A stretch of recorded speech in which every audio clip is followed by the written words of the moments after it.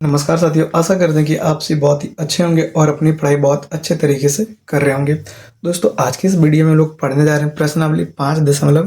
ठीक है, प्रश्नावली 5.3 के अंतर्गत हम लोग यहाँ पे 19वां नंबर क्वेश्चन पढ़ेंगे। तो हमारा 19वां नंबर क्वेश्चन क्या है कि 20 लट्ठे को ढेरी के रूप में इस प्रकार रखा जाता है कि सबसे नीचे वाली पंक्ति में 20 लट्ठे हैं, उससे अगली वाली पंक्ति में 19 लट्ठे हैं, उससे अगली वाली पंक्ति में 18 लट्ठे हैं इत्यादि। आप लोग बुक में देख सकते हैं, एक हम आपका फोटो दिया गया होगा। ठीक है, तो यहाँ पे देखिए ये 200 लट्ठे कितनी पंक्तियों में रखे गए हैं, ये हमको यहाँ पे ज्ञात करना है। ठीक है, कि उसमें टोटल कितना पंक्ति है, जो कि 200 लट्ठे को यहाँ पे रख लेंगे। लेकिन आपको यहाँ पे क्या देखना है कि लास्ट वाला जो लट्ठा है ना, उसमें यानी लास्ट वाला जो पंक्ति है यानी कि सबसे नीचे वाला, उसमें हमारा यहाँ पे 20 लट्ठे हैं, वो आपको ध्यान में रख करके बनानी होगी।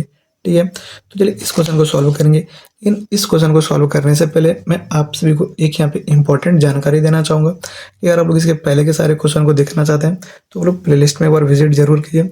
एक प्लेलिस्ट मैंने ऐसा एक डेडिकेटेड प्लेलिस्ट बना करके रखा हुआ है जिसमें कि आपको क्लास 10 मैथ का जितना भी क्वेश्चन है ना, सारा क्वेश्चन का सोल्यूशन आपको इस प्लेलिस्ट में मिल जाएगा। ठीक है, तो चलिए आगे बढ़ते हैं और 19वां नंबर क्वेश्चन को हम लोग अच्छे से बनाते हैं। तो हम लोग यहाँ पे लिखेंगे कि दिए गए सूचना से हमें एक ईपी प्राप्त होता है। दिए गए कैसे प्राप्त होता है मैं आपको बताऊंगा। पहले लिख देते हैं, दिए गए सूचना से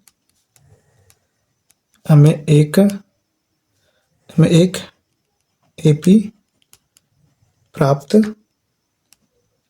होता है। दी गई सूचना से हमें एक एपी प्राप्त होता है। कैसे?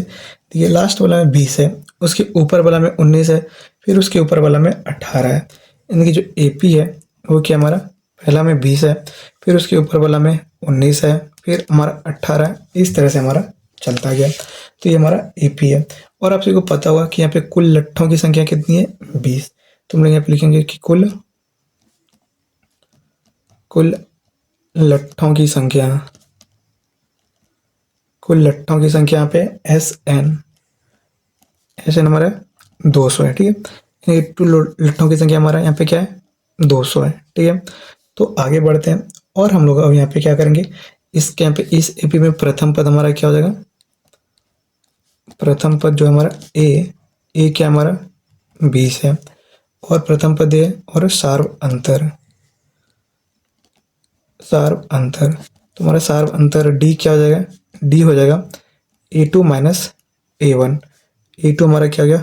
19 माइनस यहाँ पे देखिए A1 क्या हमारा 20, यानी कि माइनस का 1 हो गया डी। ऐसा हमारा दिया हुआ है। तो हम लिखेंगे चूंकि ऐसा हमारा क्या दिया हुआ है? ऐसा हमारा 200 दिया हुआ है, तो यहाँ पे n/2 हो जाएगा 2a plus n minus 1 into D is equal to 200 हो जाएगा। यहाँ तक में कोई प्रॉब्लम नहीं है।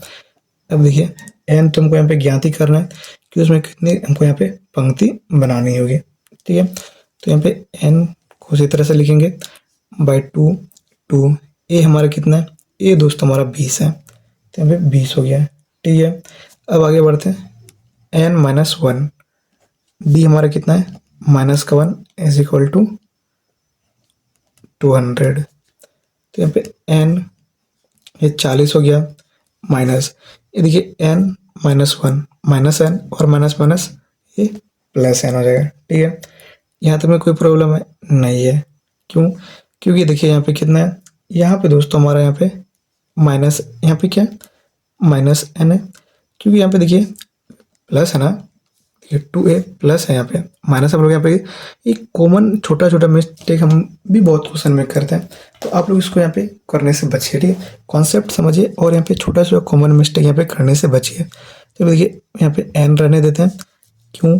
क्योंकि यहाँ पे n माइनस 1 माइनस 1, ठीक है, वही लिख देते हैं, एक स्टेप में कट नहीं करेंगे। ठीक है, और आपसे इस तरह से मिस्टेक हो जाएगा तो आप लोग इसी तरह से रखेंगे, और ये जो 2 इधर डिवाइड में, उधर यहाँ पे मल्टीप्लाई में चल जाएगा। ठीक है, देखिए एन ये हमारा 40 हो गया, एन माइनस एन और यहाँ पे प्लस, तो यहाँ पे माइनस एन हो जाएगा। ठीक है, यहाँ पे प्लस है, माइनस वन प्लस 1 और यहाँ पे प्लस 1, यहाँ पे प्लस है, तो यहाँ पे प्लस 1 हमारा हो जाएगा। ठीक है, इज इक्वल टू 400। ये हमारा हो गया। अब इससे देखिए हमारा क्या आ गया, अब इसको आगे सॉल्व करेंगे तो जैसे ही इसको आगे सॉल्व करने का कोशिश हम लोग यहाँ पे करते हैं तो यहाँ पे ये 40 और एक 41 हो जाएगा और ये 41n हो जाएगा और ये माइनस एन स्क्वायर यहाँ पे हमारा 400 हो जाएगा। तो अगर इस n को उधर करेंगे तो एन स्क्वायर माइनस 41n और यहाँ पे प्लस 400 इज इक्वल टू 0। ये हमारा इक्वेशन आ गया। अब पहले इस इक्वेशन को हम लोग आगे सॉल्व करेंगे तो एन स्क्वायर जो है वो एन स्क्वायर माइनस इसको हम लोग यहाँ पे 16n माइनस 25n ये लिख सकते हैं प्लस 400 इज इक्वल टू 0। इसे n कॉमन करेंगे तो n माइनस 16 होगा, ठीक है। इसमें 25 कॉमन करेंगे तो n माइनस 16 होगा इज इक्वल टू 0। अगर हम लोग यहाँ पे n माइनस 16 कॉमन कर लिए इसे तो हमारा n माइनस 25 बचेगा इज इक्वल टू 0। अगर इसको एक बार n माइनस 16 को 0 के बराबर करेंगे और एक बार n माइनस 25 को 0 के बराबर करेंगे तो n हमारा कितना है 16 और 25 आ जाएगा, ठीक है। अगर हम लोग यहाँ पे लिखेंगे कि यदि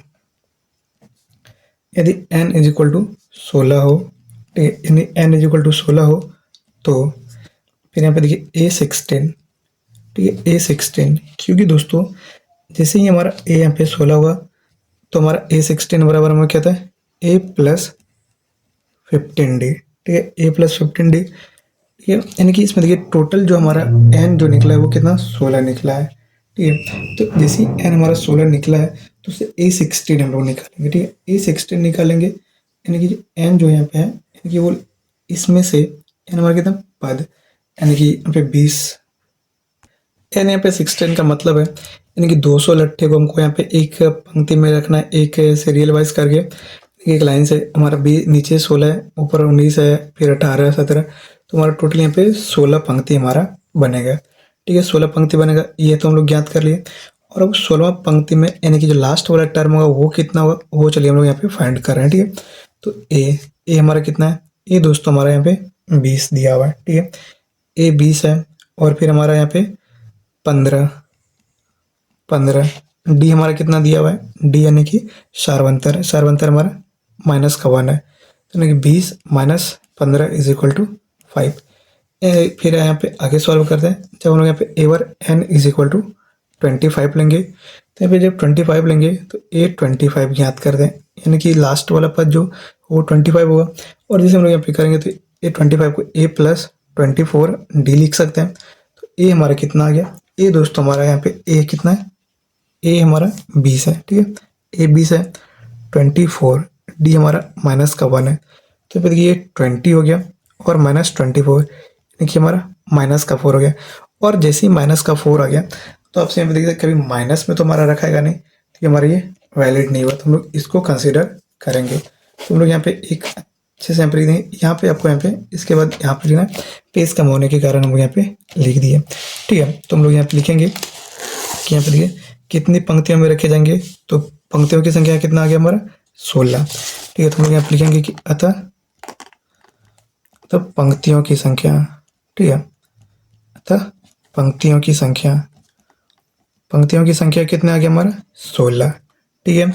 और सबसे ऊपर वाला पर यहाँ पे पंक्ति लिखेंगे और सबसे